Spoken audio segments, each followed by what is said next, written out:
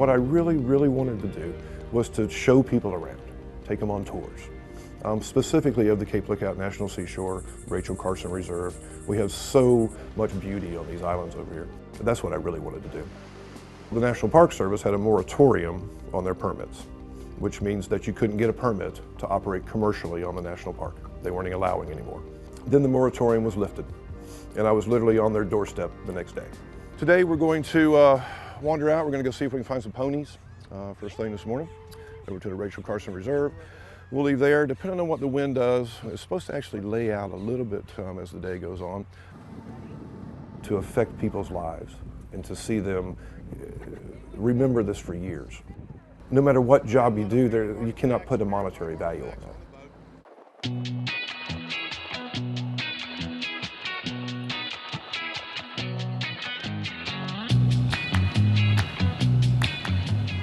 Families come down here and they get away from all of the commercialization. They leave their phones at home. They leave their video games unplugged.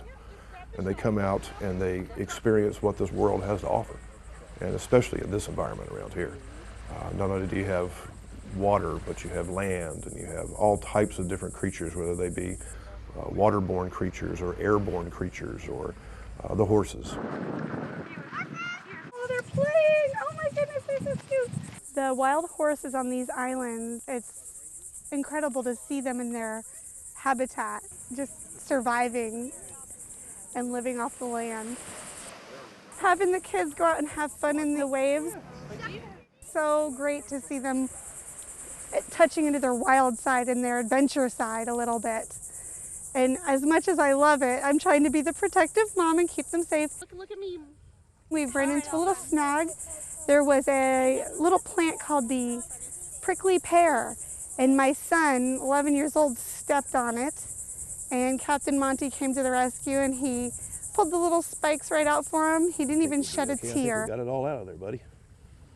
Like I've stopped looking at what was around me to actually listen to what he had to say.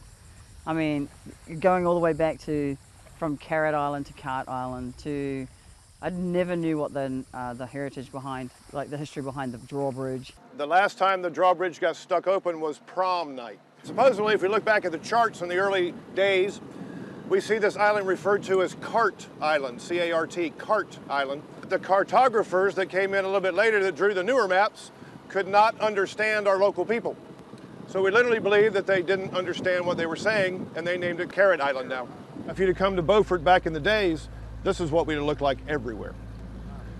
Working waterfronts everywhere. The entire Front Street waterfront was there to support the fishing industry. This is what is called dredge spoils. The Harkers Island was originally settled by the Mormon faith.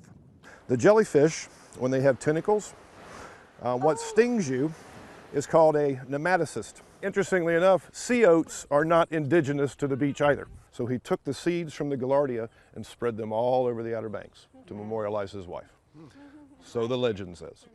I can talk about all this stuff because I've been here most of my life and was fortunate enough to sit on the docks with some of the old timers around here and listen to their stories and soak it in like a sponge when I was young. You cannot take away what a local can give back to the people that come to visit. You get to know someone and have the opportunity to be on a tour with someone like this gentleman, you do want to come back. Sea Vision charters are located on the historic Beaufort waterfront at 103 Cedar Street, and their tours run daily through September. To reserve your unique tour experience with Captain Monty, give him a call at 252-732-5794 or go online to seavisions.net.